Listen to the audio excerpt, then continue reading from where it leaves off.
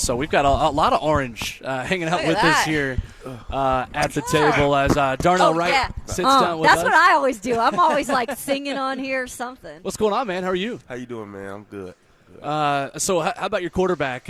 How fun was it to block for that guy? I know he told us that you were a little upset with him, thinking that he may have given you a sack against Kentucky, but ultimately didn't end up happening. Yeah, man. He must have took that one on the chin. I don't know what.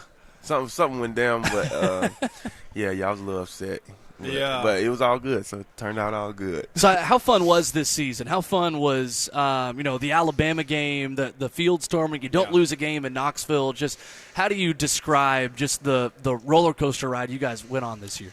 Yeah. It started off. I feel like we instilled a confidence into the team. I mean, starting with Hendon, he really he wasn't just a guy that talked just to talk. He really believed what he was saying, and it was easy to really get behind him. And that trickled down to the whole team, and I think that's the reason why we had such a big year.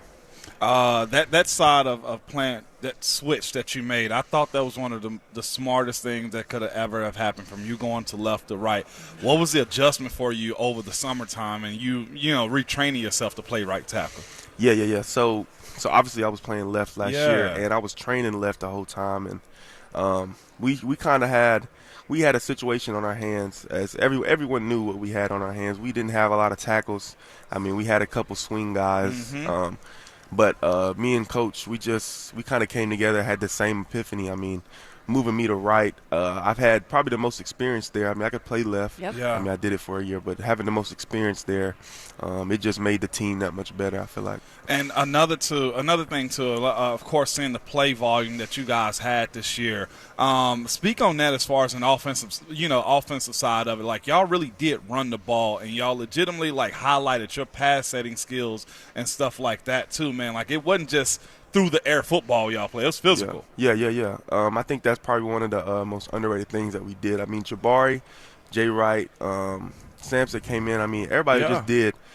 I mean, they did what they did. You know what I'm saying? And I think that's probably one of the most underrated things this year. I mean, I think we had more touchdowns than or at least more than people would expect. On the ground. Yeah. Why was it so important for you to play in the Orange Bowl? I thought it was great. I mean, clearly you want to raise your draft stock, but you thought, I'm going to do this. Not everybody does that. Yeah, I don't know. I just like playing ball, man. Right? I don't know. Okay, sounds like a Titan to me, right? It was just, I thought it'd be fun. I don't know. And how was that experience, just being able to kind of take that Orange Bowl victory and continue to put Tennessee on the map? Yeah. It was great. Just being able to compete. I mean, at that time, we could have went a couple ways. I mean, Hendon was out. Everybody had a little bit of a didn't know what was going to happen with Joe, blah, blah, blah. But, I don't think we ever faltered. I don't think we ever we knew it as a team what we could accomplish, and I feel like we just went out there and did what we could do. Tennessee tackle Darnell Wright with us this morning on Ramon, Kayla, and Will. How difficult was that adjustment to playing such a fast tempo? Because I think about you guys up front when I watch how quickly the offensive line and the rest of the offense moves. How long did it take you to kind of get used to that speed? Yeah, it was a little bit of an adjustment because we don't cut down. How do I explain it? We don't cut down as an O-line some of the progressions that we go through. We don't cut down we still make reads, and we still have to figure out the same things that anybody else would figure out, but we just do it much faster. And I think our process through our mind just makes us that much faster. Even out here, I remember we were out there the other day, and I'm sitting there. I had 2 or 3 more thoughts in my head. I'm just sitting. I'm like, okay, but I think it just makes my processing speed just so much faster. What's that like out there in practices? We watched yesterday. We're going to be out there again today, just getting that instant feedback and being with guys from really all over the country that are the best at their positions. Mm-hmm. Yeah, it was good. I mean, I love to compete against people that just I don't really know much about. Didn't scout them as much as I could have throughout the season, and just really letting my instincts take over and just going against something it's the best people here in the country. Mm-hmm. How was we talked about a little bit off air, like you said, your nerves had to settle down. Yeah. There's a lot of pressure this, just all eyes on you. Every scout of every NFL team is here. There's GMs, there's head coaches here, your position coach potentially, whoever drafts you. What was that like in those one-on-ones, run and pass? fast. Yeah, I mean, you may know, like, coming in, think about first day of, like, a fall camp, times that by 10, 100 even, like, it's just, I don't think my heart really stopped racing the whole time. It was just, I was on 100 the whole time. You had a lot of good content out there, man. Your name rung out yesterday.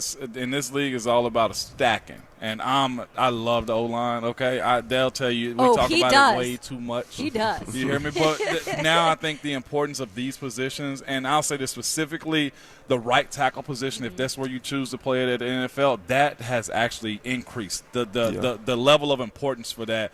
Did you recognize that some? Yeah, I think I've always recognized, even when I was playing left, like, man, if both tackles ain't solid, like, you can't just have one. I mean, that's for any position on the field. I mean, you got to have solid players at every single position. Yep. Well, you mentioned Joe Milton, and how much confidence do you have in that guy leading this Tennessee program forward? Hendon already told us he's wearing a Joe Milton jersey to the spring game coming up in a couple of months. You know, how much of a progression have you seen in that guy already? Yeah, he's made strides and bounds that nobody's probably ever seen was thought about him. And I think he's going to continue to get better. I mean, just finding that – I really think it's finding that confidence in himself as well. And, I mean, we've seen what he's done in games, and that's really only the tip of the iceberg for him. So you keeping up with your guy Trey Smith up in Kansas City? What about that? Going to the Super Bowl? What you talk to him regularly? Yeah. He's cool. He's balling.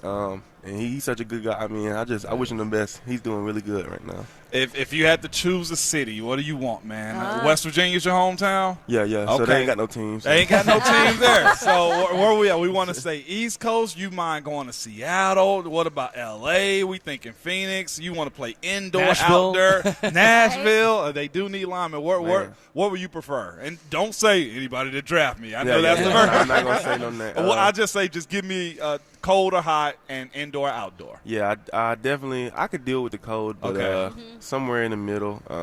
I like it to snow. I like the snow. I like that. I don't know. There's a lot of variables. It is. I don't know. Turf matter, indoor, outdoor? Don't matter. I kind of want to play on grass.